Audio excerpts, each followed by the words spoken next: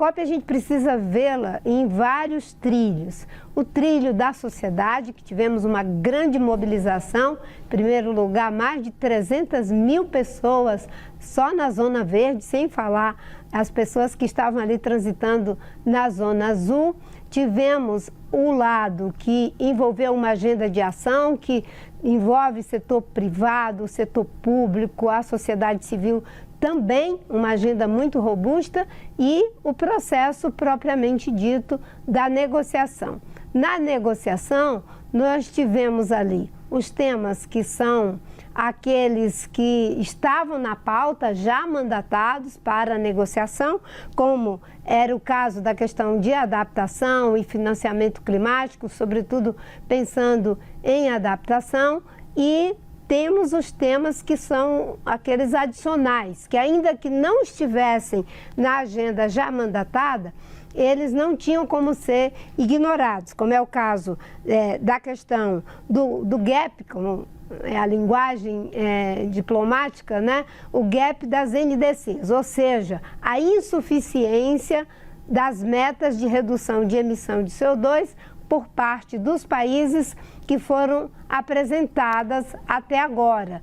Infelizmente, segundo os relatórios técnicos que foram feitos dessas NDCs que foram apresentadas, mais de 100 países, elas não são suficientes para que a gente não ultrapasse 1,5 de aumento da temperatura da Terra. Portanto, a COP não tinha como não dar uma resposta para essa questão, que tem a ver com acelerar, aumentar o compromisso de reduzir emissão de CO2. E o tema de ações unilaterais de comércio, inclusive usando as questões de natureza ambiental e algumas questões de natureza climática para barrar determinados produtos. Então, esses temas eram temas muito fortes que estavam ali colocados, a questão do financiamento climático, como já falei, e entrou um tema que foi pautado pelo presidente Lula pela primeira vez, com todas as letras, propor que se faça um processo de transição para sair da dependência do uso de combustível fóssil na forma apresentada pelo presidente Lula, que é o mapa do caminho. Criar bases referenciais para que os países possam fazer suas trajetórias, seus percursos, olhando para os seus contextos, para sair da dependência do uso de combustível fóssil. Tanto os produtores quanto os consumidores de energia fóssil, de carvão, de petróleo e gás.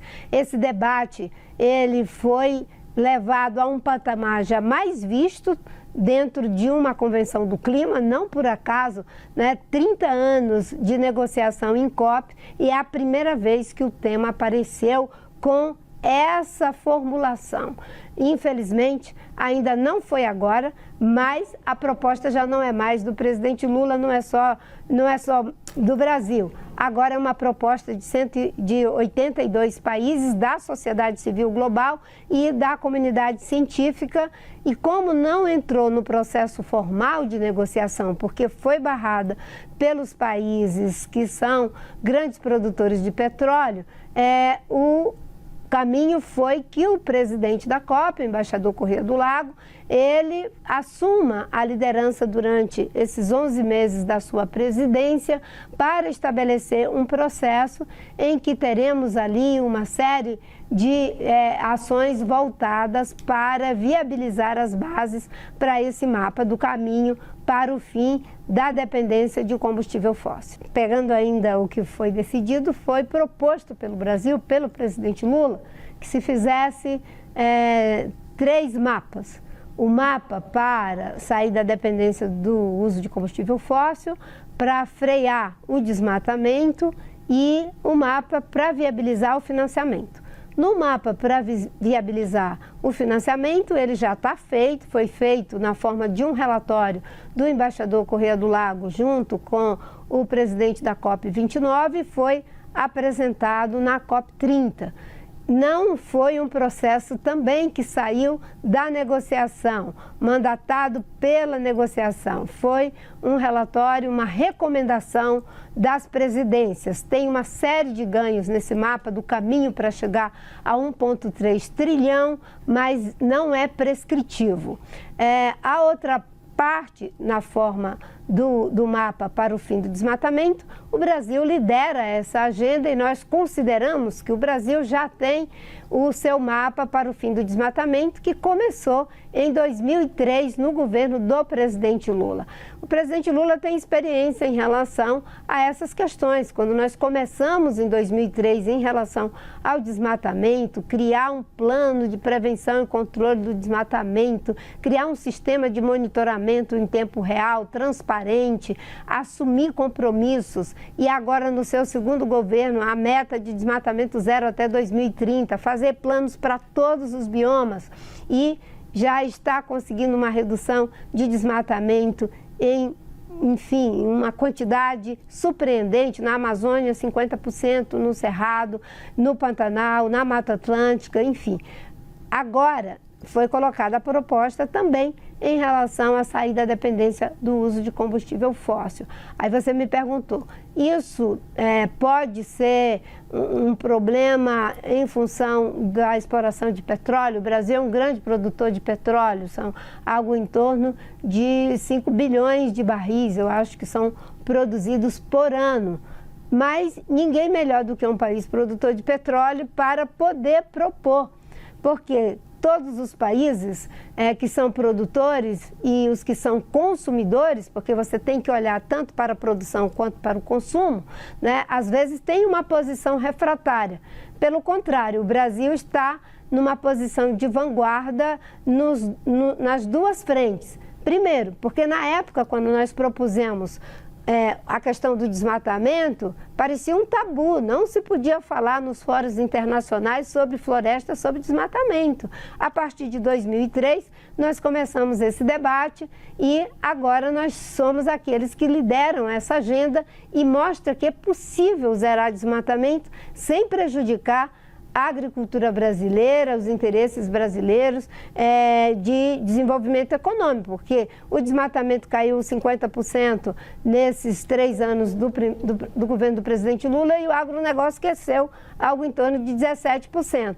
O Brasil é um produtor de petróleo? Sim, é um produtor de petróleo, mas tem que fazer seu mapa do caminho, até porque ele tem uma vantagem comparativa enorme. Nós somos o país que tem uma produção de biocombustível que faz com que a gente tenha 30% de etanol na gasolina, 15% no diesel. Nós podemos ser um grande supridor de energia, né? Energia de transição, para os veículos que, se a gente puder fazer com que o etanol possa virar uma commodity, nós temos aí uma grande oportunidade para o Brasil.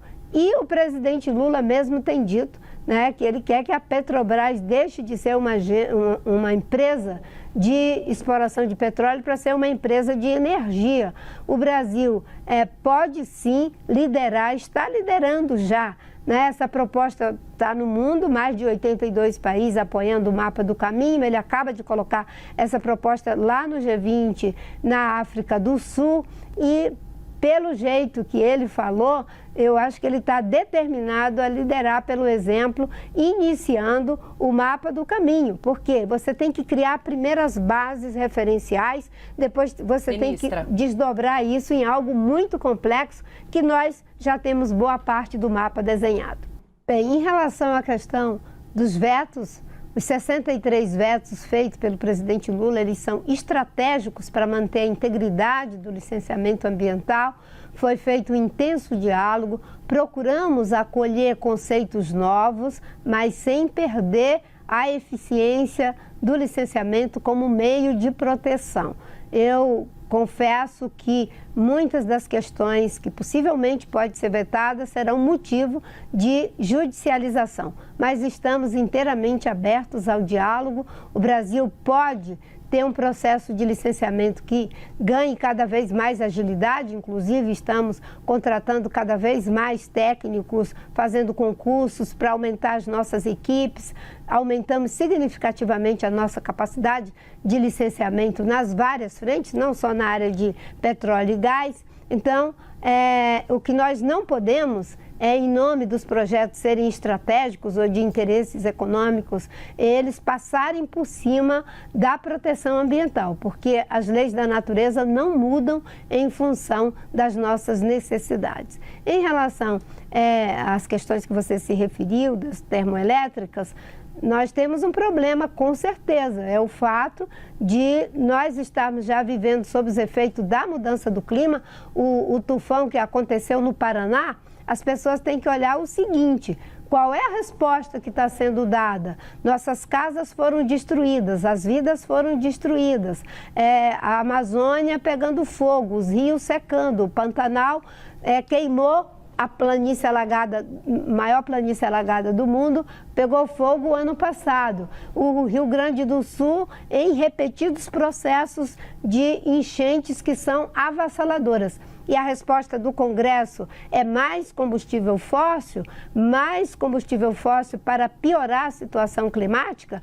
É essa questão que está sendo discutida. O governo tem clareza de que nós só vamos poder fazer digamos assim, um enfrentamento da mudança do clima se atacarmos as causas. No desmatamento que está na nossa governabilidade, nós estamos dando a resposta. O presidente Lula está determinado a fazer esse enfrentamento aqui no nosso país. Agora, se não tivermos a sensibilidade dos parlamentares, eu não estou generalizando, não são todos, tem muitos que são sensíveis lá dentro a essa questão, mas eu acho que a sociedade brasileira tem que começar a cobrar, principalmente porque o ano que vem vai ser um ano de eleição.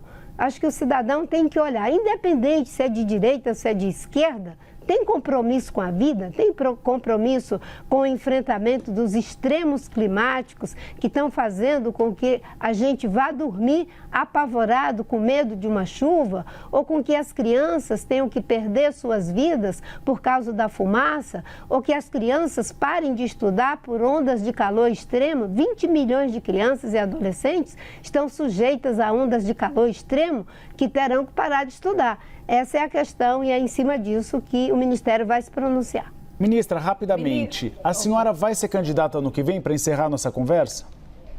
Olha, como eu disse que eu só falaria disso depois da COP30. Como acabou de acabar, eu ainda nem tive tempo de pensar. Então, um pouquinho mais de tempo.